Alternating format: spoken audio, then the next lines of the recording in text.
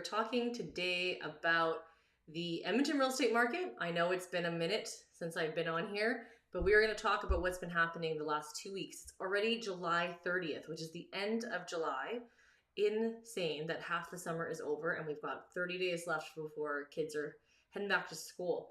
So if you're thinking, are buyers still buying? They definitely are still buying properties, and listings are still coming on, but they're not coming on as much. So let's take a look at how many active listings we have right now. There's currently 2315. Now this number from before is actually from a few weeks prior, because we can't do the active listings from the last week before, but you can see that the number has continued to rise for new listings, which means that we've had more listings come on the market than we've had sell. Doesn't mean that we're increasing a huge amount, because if you're a buyer, you're probably noticing that there's not a lot to look at right now. Now, if we take a look at the surrounding areas of Edmonton, you've also got a fair bit amount of listings that are also increasing as well. So Edmonton proper is 2315. And then if you look at the surrounding areas, as of this date in St. Albert, you've got 151. So it's gone up as well. Don't forget, this number is not 145 is not from last week, but from a few weeks ago. Sherwood Park's gone down. Sherwood Park has always been a very strong competitive market in terms of getting your house sold there. It's very fast and quick. Spruce Grove's been around the same, and so has Beaumont. So if you take a look at that, that's nothing too crazy. No surprises. In the month of July and August, things tend to be quite quiet. They plateau. September gets quiet as well too. People are still moving, so you will see an influx in sales a little bit. Let's take a look at what went pending in this last week. So if you take a look at pending sales in Edmonton, we had quite the rise from a few weeks ago. We had 271. So like I said, sales are still happening in Edmonton. St. Albert, Sherwood Park, and Spruce Grove, very similar in terms of sales, and so is Beaumont. So if you take a look at what is happening, houses going under contract in the last 7 days, there's been still a lot of sales happening. You can see that's quite a large number. And that's also part and parcel. If you're buying now, you can still move in on a quick possession before September, before school starts. Once we hit August, which is next week, I'm very curious to see this week, to see how much it'll change. I know if you're a bit like me, you might have a lot of friends that are, including yourself, that is going on vacation. So then you're wondering if things are actually moving. So yes, property is still moving, but it's definitely quieter. Now take a look at the sold, so conditions removed in the last 7 days. You can see that the sales have dropped from a week before. So you can see like what a drastic change, almost 100 sales conditions removed, because the momentum of the sales is starting to decline. Now, don't forget, these are single family properties in Edmonton, not condos. So these are non-condominiumized homes that are being sold and conditions removed. So even these deals could have been written 2 weeks prior, and it's starting to slow down. So you're going to start to see those numbers ripple into the next few weeks. St. Albert had a bit stronger of a week as well, but I'm pretty confident that the numbers will kind of stay in this range, and in September we may even drop. So we start to see the market slow down even more, continued over the next few months. The interest rate did go down, and there's speculation that the interest rates will continue to drop into the end of next year. So September is supposed to be another drop at the beginning, September 4th, and there will be another announcement a few months later. I think it was like November, and the speculation is that the rates are supposed to continue to drop about 0.25. So it's nothing worth holding out for. If you're looking to buy a house right now, you can do a rate hold. So if your possession isn't until September 15th, you can still get that lower rate. Even if you have a rate hold right now, you'll still be honored that. So you can talk to your mortgage broker about that. If you compare our sales from this year to last year, let's take a look at how the sales fared out. So you can see last year we actually had less sales than this year. And in the surrounding areas, again, I'm not surprised. These numbers are really, really similar. Their number of sales don't really change a whole lot. Spruce Grove's a bit of a notice in terms of that change, and Beaumont. But in terms of sales compared to last year, we were doing this a lot more so that you can kind of see during COVID and post-COVID. But I would say this last year, we're starting to see a more normalized market. Now, it's not normalized in the sense of all the out-of-town province buyers coming in, continuing to feed the a housing economy here in Edmonton. So the prices have continued to rise. They haven't gone back down to pre-COVID years, and I don't think it will. We were undervalued and it continues to grow. So if you're looking to buy a house and you live in Edmonton, that's something you have to adjust as the new normal. Now, that's good news for you when you own a property because the value of your property has gone up and will stay at a decent price point. If you're looking to buy a starter home, you're looking at 500,000-600,000. If you're looking for a bigger home, like 2,500 square feet, we're seeing those even in the 7. So you have to be, it's all context. What location in Edmonton are you looking for? A new home, an old home? Are you looking for a renovated property?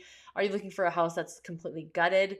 Or are you looking for new builds? New builds are starting to see this slowdown, I would say, because I'm starting to see incentives, and you don't typically see those unless they are slowing down. If you're building with them from scratch, you must know that the new lots, if you're waiting for lots to be released, they will be more money than the lots that are available today because developers will charge more and more. That's what I've seen over the last 10 years. It's always more money to buy the new lot. And then by that point, the prices of the build are more. I've noticed the spec home properties are going to be quite substantially lower price than the homes that are being built from scratch, because rightfully so, they know they're custom building a house. If you have questions about new or old, feel free to comment if you're watching live, and I'm happy to answer any questions that you might have. But I wanted to pop on here. I know it's been a minute since I've been on here, and I'm happy to answer questions in the next few weeks as we look at the market. In August, I predict that the market's going to keep being at this space. So if you're a family looking to move, can you still move in before school starts? Well, school starts at the end of August, I believe it is, like the Thursday, which is so dumb, before the long weekend. So you could still, if the property is vacant, or if you're incentivizing enough for people to get moved out. There are people who have their house for sale that haven't yet found a place yet because they're waiting for their house to sell first. You need to make sure you understand the scope of that. Now, if you're looking to sell and move at the same time, I would still say you could do it before the snow flies. I know this is crazy to even say that word.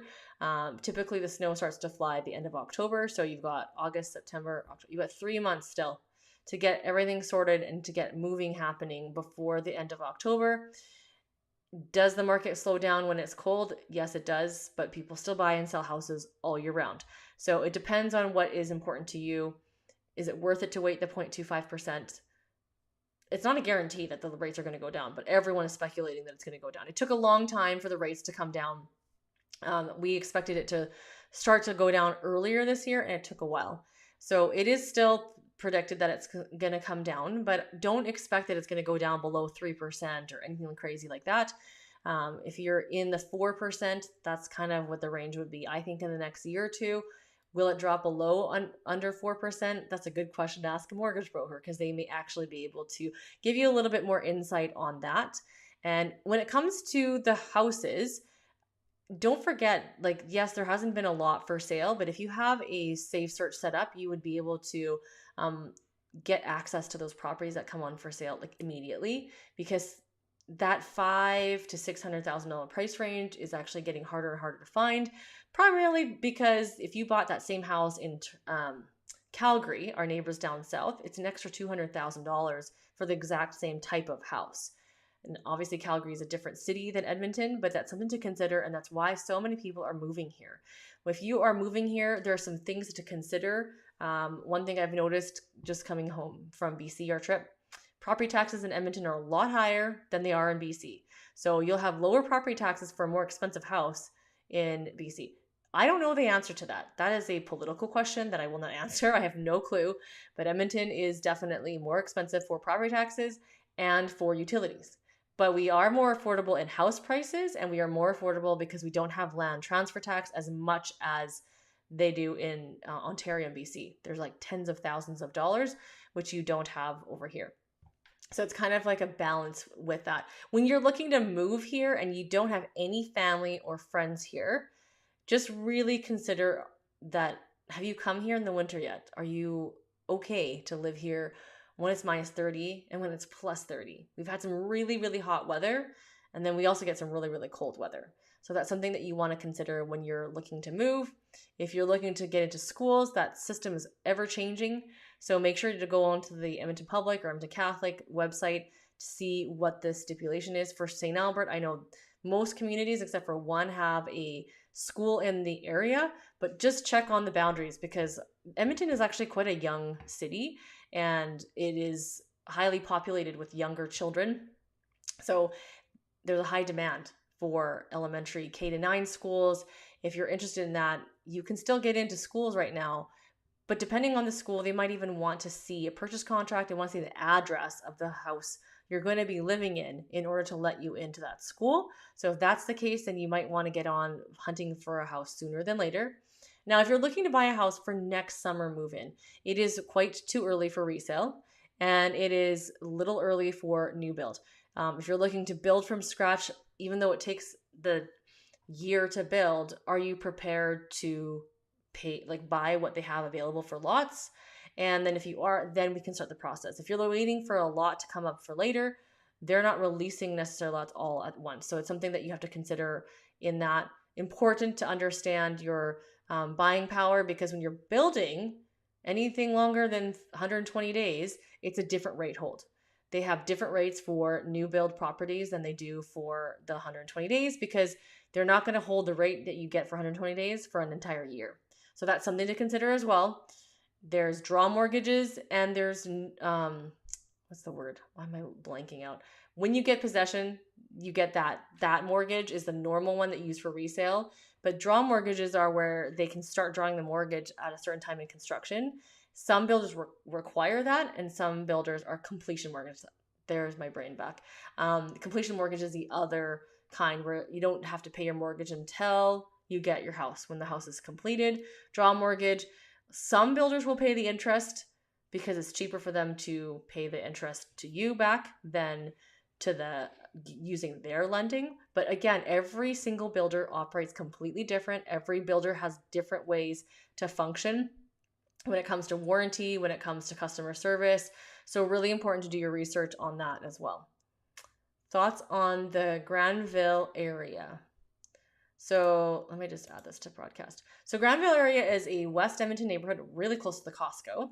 And I really like this area. It is a very strong real estate market, primarily because there's not a whole lot that you can buy brand new in there. There are some new builds that I was able to sell to my client, but it's only through one builder, not one that I always recommend. So that's why a home inspection and that is really important to do as well. That neighborhood has on average a higher price point than the neighborhoods around it. And people want to live there because of the Kim Hung School. So it's high demand because you have to live in that area. Is it a good area to rent out a basement? So if you're looking at a basement suite and it's a 1-bedroom, I'm assuming no children, you check out rentfaster.ca or Facebook Marketplace. That is where the primary people go to check out rentals, and you can see how many are out there to rent. I know that the rental market is really hard to get into now. It's become more expensive than it ever has been in Edmonton, which is good for investors because now they're actually getting return on their rental. But it's harder for the people who are renting. They can't ever break out of renting to get into a home to buy one because they have to save a down payment and also pay high rent. So it is what it is. But I really like the area, and hopefully that answered your question. But I do think it's a good neighborhood to live in, and it has lots of walking paths, and it's easy access to the Henday and the White Mud, and of course the Costco. There's other amenities too, like the Safeway and a bunch of restaurants in there. So that area is, and lots of like the fountains and stuff like that. It's really nice to walk in there. If you're looking at renting out to a family, they obviously wouldn't be renting your basement because that's not enough space. But if it's just 1 or 2 people, it probably is still not a bad place. But I can't speak from the rentals perspective. I don't do rentals. So you'd have to look into those websites to see what's being listed and how much it's being listed for. So if there's anyone else that has any questions, happy to answer. Otherwise, I'm going to pop off and be back next Tuesday. I'll be back at the time that I'm normally scheduled, which is in the morning. I believe that's when I'll be on. But if you have questions and you put them in the comments, I'm happy to just give you feedback on the areas that you're looking at. Edmonton is a great city And if you're not interested in the city, then you probably should be watching my YouTube channel, because that's all we talk about is Edmonton and what's happening in the Edmonton real estate market. So the Edmonton real estate market is still doing really well. It's holding strong. It hasn't crashed. I think people were waiting for it to crash. We're just seeing the normal lull and the normal high that came from spring and winter. So I think that's going to continue to happen, which is kind of nice. I prefer that instead of the unpredictable, wow, it's so incredibly busy. So that's important to understand, that the market has normalized. That's what I suspected that was going to happen this year, and that seems to be the case. We'll see if the over $500,000 price point stays for the single family home. I think it will. I don't think it's going to go under 500. It is just slightly over 500,000 right now, so I think it will stay. We're already into August here in a couple days. Thanks so much for watching, guys. We'll talk to you guys next week.